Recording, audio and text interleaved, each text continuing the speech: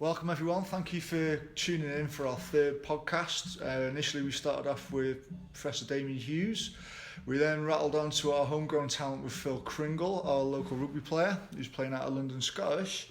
And today we have another psychologist with us. We are very lucky to have Dr. Kate Hayes. Kate, can you give us a little bit of an introduction to yourself, where you're from and what you do? Yeah, sure. I am currently head of the psychology team at the English Institute of Sport. So we have at the moment 30 practitioners that are working across the Olympic and Paralympic sports, and my role is to develop to lead on the development of the framework for how we deliver performance psychology in high performance sport, to take care of our practitioner development, and I also still do some consultancy work myself. Predominantly I've worked in Olympic sport and professional rugby, and at the moment I am supporting the women's rugby team over in England. Fantastic, so quite the portfolio. I suppose a good place to start, Kate, would be for our listeners, what is performance psychology?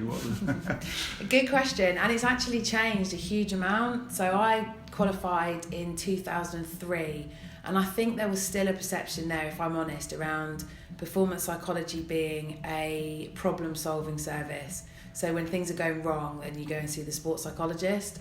And ultimately, that is absolutely not the way that performance psychology is viewed anymore.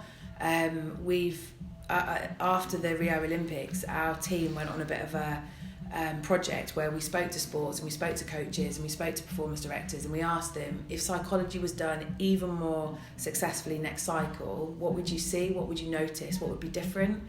And the response that we got back was athletes getting into the context of the Olympic Games and thriving. So not managing anxiety or coping with the occasion, but getting into those really big moments and thriving. So that's what we've been working on over the last 4 years, and we spent a lot of time as a team trying to identify, well, what does that look like and what is needed, and we had various different conversations around, is that athlete development, is that doing cross-sport athlete work where we can help athletes develop their skills. And what we kept coming back to was the importance of the training environment, and the importance of the staff that are supporting the athletes.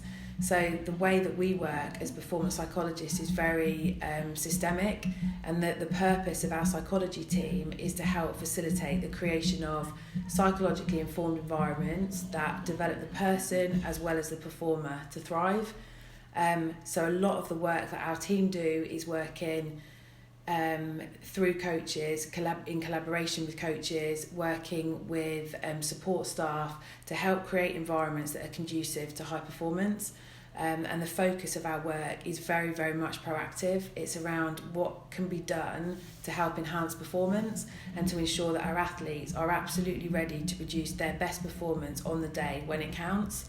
So there's lots of different elements of that, and we've created a set of guiding principles, that are things that we are pretty confident need to be true in an environment in order for athletes to achieve their best. Mm-hmm. And that could be things like appropriate dose of challenge and support. It could be things around values and understanding how they influence behaviour. It could be things around opportunities to fail smart, to get it wrong, to take risks, to learn and develop. So there's a whole myriad of things, and then on top of that we've got the interventions that we deliver.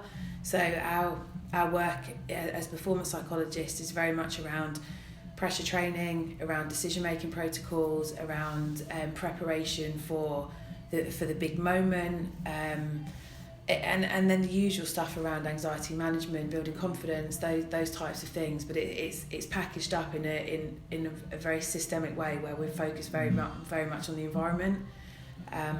So yeah, it's changed and it's evolved. The role has evolved massively in the 15 years that I've been working. The big change has been probably the looking more at the cultural environment and the systemic approach. Fantastic. So it's very broad indeed, isn't it? Yeah, absolutely. It's, from what you're saying there, it sounds very much like it's centred around improving and developing coaching as well. 100%. Yeah, 100%. I've had the real privilege of working with some phenomenal coaches through my time, and I believe that the best coaches are also pretty good sports psychologists. You can't be effective as a performance psychologist without working with the technical coaches and the physical coaches and the other members of the support team as well. But the coach practitioner relationship is absolutely fundamental. Right, fantastic. So from a coaching perspective, what sort of how does that relationship work with you as a psychologist and the coach? So how does that sort of I think it's providing a different lens to look through. The coaches are the experts of the sports that they're involved in, and when it comes to reviewing performance, they'll look through a coaching lens first and foremost. And I find that the most interesting conversations sometimes are just the coach looking through a coaching lens, a psychologist looking through a psychologist lens, and you being able to share those lenses with each other. Because ultimately, when you're focusing very much on the technical aspects of a performance, you kind of review performance always related to the technical aspects. So some of the most useful work is just agreeing with coaches. You know, what does success look like? What are we trying to do here? What are the different component parts of that? And are we being successful? And how are we developing athletes to be able to do that? How are we debriefing that effectively? And how are we helping them develop the skills and the mechanisms to be able to do that? A lot of the work that I do as a psychologist is out on the field of play. So working alongside coaches in developing training sessions that target the specific elements psychologically that the athletes need to develop, and then being able to work with them around what does our cultural environment look like, what are we trying to create. And you know, you can go into any corporation in the world and they'll have pretty pictures on the wall around this is our mission, this is our vision, this is what we're trying to achieve. And what I found through my experiences and through my applied work is ultimately the most important piece is what does success look like for us, and what are the behaviours that are absolutely non-negotiable that need to be in place in order to achieve that success. And then you can get into and who have we got in the room, because ultimately people's behaviour is driven by their internal motivations and their internal drivers. And so what I'm trying to do with coaches and with the support team is really understanding who are these individuals, what's important to them, and can their values align to the non-negotiable behaviours that need to be in place in order to achieve success, and how do we help athletes make those links. And that work seems to be more conducive than spending a day in a workshop talking about should it be honesty or should it be integrity. It's about understanding who have we got, who are these individuals, what does success look like, what are the non-negotiable behaviours, and are those two things aligned? Sorry, I think I might have gone off on a bit of a tangent there. To me it sounds like it's all about getting everyone on the same page. Yeah, absolutely, absolutely. Something I was going to ask as well was, did you find that in that initial sort of process of making contact with coaches and athletes, would they sometimes perhaps see you as a threat, have a sense of fear and a trepidation of someone coming in from the outside, feel like they're being judged? How do you manage? Does that occur at all? Yeah, I think it's really interesting. If I'm completely honest, and we've spoken about this a little bit before, I quite like going into an environment where there's a little bit of reticence about performance psychology, because I always see that as a fantastic opportunity to be able to change some of those perceptions and dispel a few myths. I think sometimes where it's maybe not useful is if a coach is coaching in their environment and a sports psychologist comes in and is taking athletes off and having private sessions with them, and there isn't any communication between the two. Like ultimately, the work of a sports psychologist and the work of a technical coach are so linked that it has to be done in collaboration. And I think as soon as coaches feel that they have got more of just involvement but are driving that process, then they can engage in it. So I don't mind their trepidation actually, because sometimes I think that's a nice challenging environment to be into, and I know that it's going to change. I know those perceptions will change.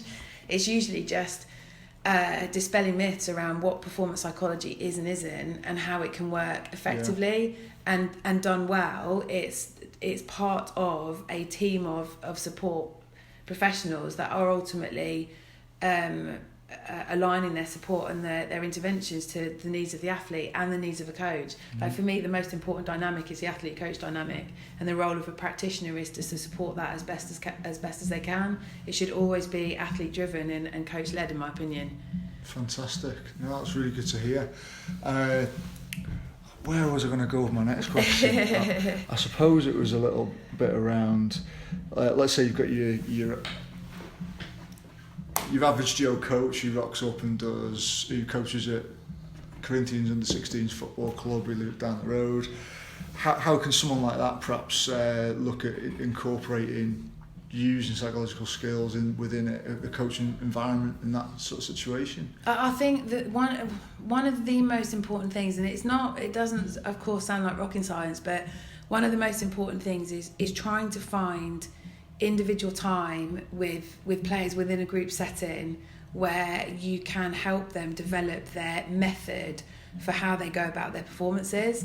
So particularly working with youngsters, like I used to work in diving, and some of the athletes I worked with were as young as 9, 10, and they'd come bounding over at the end of a training session. Did you see my front 2.5 or whatever it might be? And I'd be like, yeah, it was brilliant, yeah. And then the question is, so why was that? Like, how did you manage to do that today? And that is met with a completely blank look around her. Because athletes go and they train and they do the training session and then they go home, and they don't spend an awful lot of time thinking about their method around that. But that is a skill that athletes absolutely have to have if they're going to be successful at the highest level. So there is not a single Olympic athlete that doesn't know exactly what their strengths are, what their derailers are, what the first signs are of things going slightly wrong, and have strategies to bring that back in place.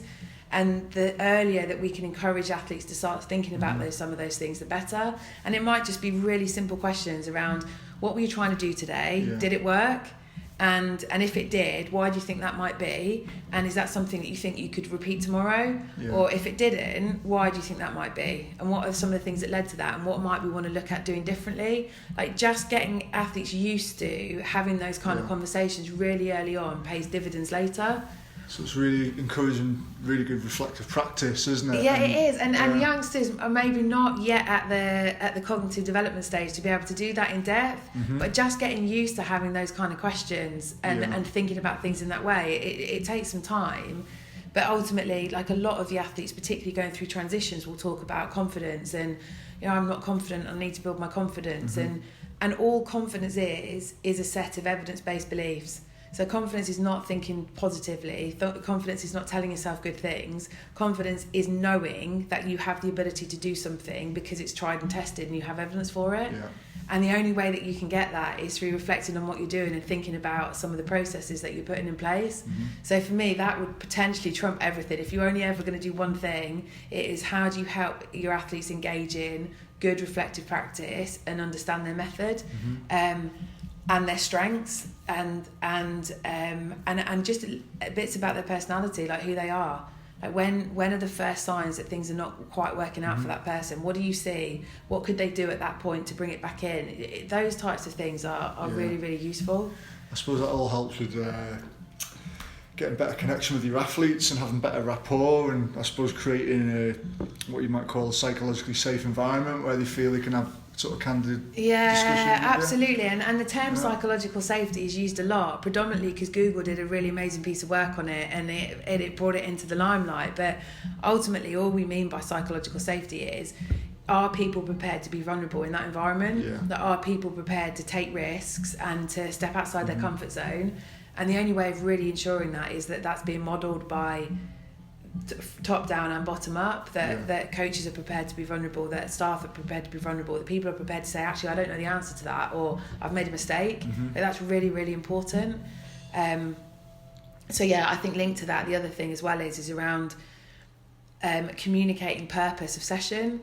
So quite often with some of the coaches that I work with, they're so attuned to what needs to be done and how that needs to be done, and they spend a huge amount of time thinking about it and evaluating their coaching and working out content of sessions and reviewing that. But a lot of that thought process resides in their own head, and they don't often communicate to athletes that this is why we're doing what we're doing. And I wonder sometimes whether just being more prepared to have really transparent conversations with athletes around the purpose of today is to learn, and ultimately, if to succeed at this session, you have to get it wrong. Like, you have to take risks and you have to be prepared to fail. Like that is a fantastic type of session to do for an athlete, because it completely takes the shackles off. it tells them that actually this is about learning, it's all right for you to get it wrong. Yeah. And again, doing that with young athletes is really, really important. There are a lot of conversations I've had with coaches recently is around training sessions where the focus is learning versus performance with consequences, and you need to include all of them. Yeah. So are we providing opportunities for our athletes just to learn, and are we giving them permission to take risks and get it wrong? Because that's a fundamental part of their learning. And then are we providing sessions where they do actually need to perform, and it's about trying to produce a performance, and are we briefing and debriefing that appropriately? And then the next step on is, are we then introducing consequences to training sessions? And again, are we briefing and debriefing athletes appropriately around that? And are we helping them develop the skills to manage? And ultimately, if we're doing all of those things and we're doing them well, then we can be confident that we're providing a good learning environment for our athletes. So in terms of like consequences, is this in order to create that situation where they feel that sort of that game pressure? Yeah, we did. We've got a practitioner in the team at the EIS called Mike Stoker, who did a PhD on pressure training, and he did a review of coaching practices across the high performance system. And what we found was that the coaches were really proficient at developing constraints-led coaching sessions. So they would make manipulations either to the task or to the environment or to the athlete to change the parameters of training to make it more difficult but that's not pressure training. The only thing that induces pressure is consequence, because all pressure is perceived importance. So unless you introduce a consequence to a training session, you'll never get that pressure response. That's not to say that constraints-led coaching isn't important. I think it's fundamental. But the difference between constraints-led coaching and pressure training is the introduction of consequence. However, that needs to be managed in the right way, because pressure training isn't about just throwing people into a pressure environment and doing that regularly enough for them to get on with it. It has to be about graded exposure. So what's a 1 out of 10, what's a 2 out of 10, what's a 3 out of 10, and taking people up that pathway where you're gradually reducing support and increasing pressure. And that the key thing is if you're helping athletes develop the skills to manage that, and you're briefing and debriefing appropriately, then what pressure training does is it builds confidence, so that when athletes go into the big moments and they are competing and they are under pressure, they know that they can manage it. And that's really key. That's the confidence piece again. I suppose looking at the typical example that a lot of people come up with is penalty shootouts and things like that. How do you recreate a consequence? But the reality is, well, how do you recreate a penalty shootout in training? You can't. But what you can do is you can understand what creates pressure for a particular individual, and it will be different for everybody. And then you can introduce those consequences, because actually what you're trying to do is recreate the same psychological, physiological response, and then help them execute their skill in that state. And so it doesn't necessarily need to be a penalty shootout. You can create that in training by really understanding your individuals and what makes them tick and what creates stress for them, and ramping that up as much as you can. Just so what you're trying to do is recreate the state, the physiological, psychological state. It's almost like a sense of fear, isn't it, sometimes? But I suppose the other side of that is you're not looking to create an environment where your athlete feels that something terrible is going to happen to them as a consequence either. No, and I mean, the reality of the situation is, especially in high performance sport, there are times where high performance sport is challenging and it is uncomfortable and it is anxiety inducing. But what you would never want is for the environment to be like that all of the time. And equally, you wouldn't want an environment where it's never like that. Absolutely. It's about getting a balance of challenge and support. And then ultimately, athletes have got very different mindsets. Some athletes are more sensitive to threat, and some athletes are super sensitive to reward. So you will have some athletes that will be willing to take risks and will see opportunity and want to go for it. And the danger then is that people can become reckless. So it's always about helping athletes understand this is what your best looks like, and these are the sorts of things that you think, feel, behave when you're operating at your best. and then learning over time is how do you get yourself into the best state to compete. You've got other athletes that are extremely sensitive to threat and will be identifying every possible thing that could go wrong, and equally there's no difference in terms of one athlete could be more successful than another. What every single successful athlete has in common is a tried and tested method and plan of managing themselves and the competitive environment.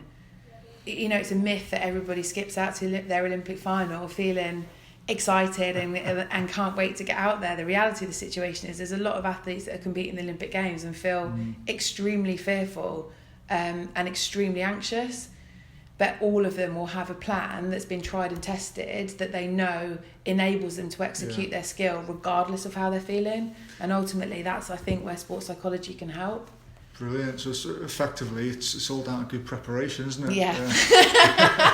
Absolutely, it is. Preparation is king. Yeah, it's about the right types of preparation, and it's a learning process that you over time want to get rid of the things that don't work and reproduce the things that do, and that's where performance consistency comes from. Yeah, I suppose the training can get derailed quite easily, can't it? If you've got athletes who've something that can happen in the Isle of Man with it being a small pool of people is you can experience success quite easily, especially if you're an early developer. And then all of a sudden you may start competing off the Isle of Man.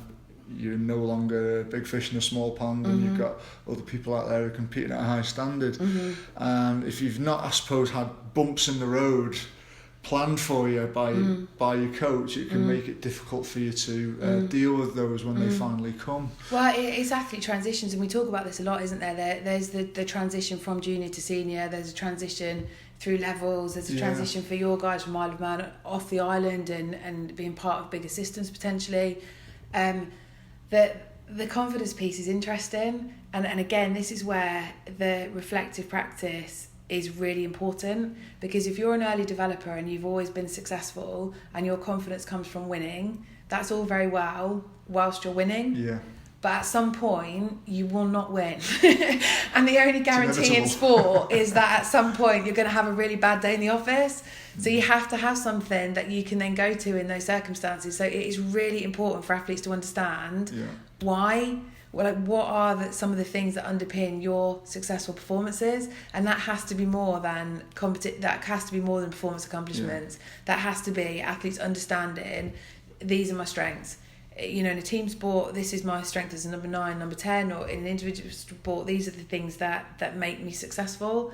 Athletes have to develop that knowledge and understanding, because otherwise, when they have a bad day in the office, they can get derailed really, really quickly. Well, I'm used to winning and now I'm not.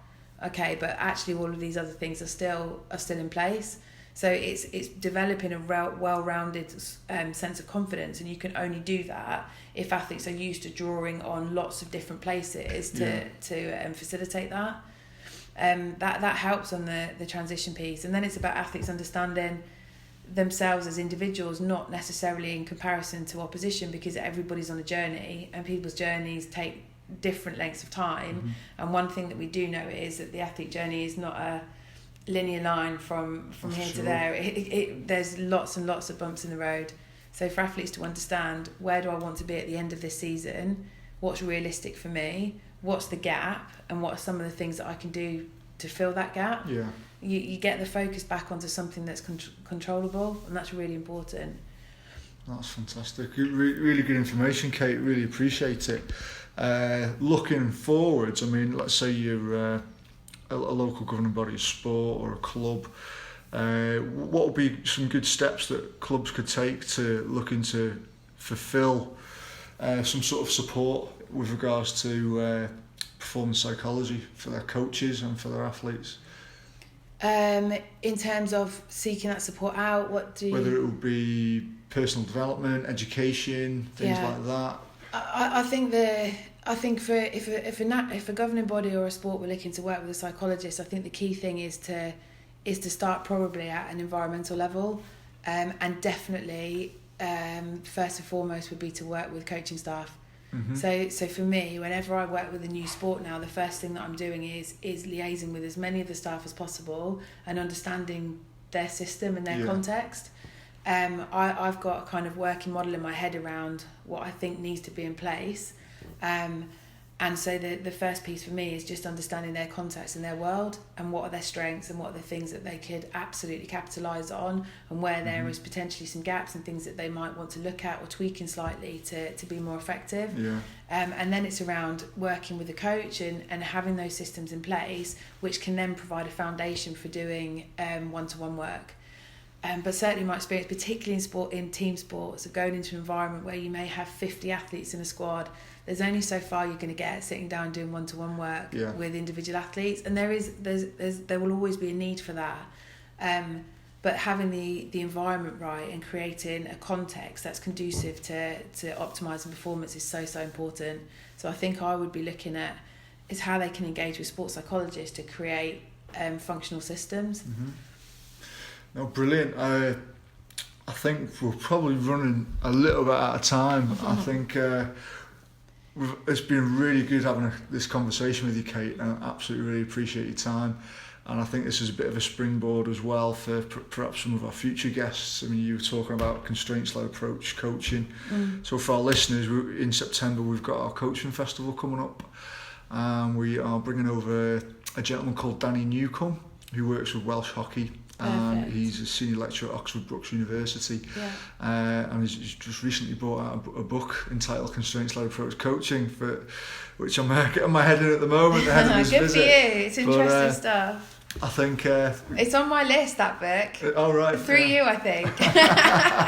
Fantastic. Yeah. So we're looking forward to hopefully developing some of these approaches going forwards, and it'd be great to see how we can work with our local governing bodies and our coaches to sort of implement some of these strategies to support our athletes. And you know where I am, so if you do get any questions fielded to you in this space, and you do have any interest around the sports psychology elements, then just get in touch, that's fine. Well, thank you very much indeed, much appreciated, Kate. Okay. So guys, this will be out, this is our July episode, so if anyone's got any suggestions or people they'd like to listen to or hear from for our August episode, please do get in touch and we'll do our very best to help.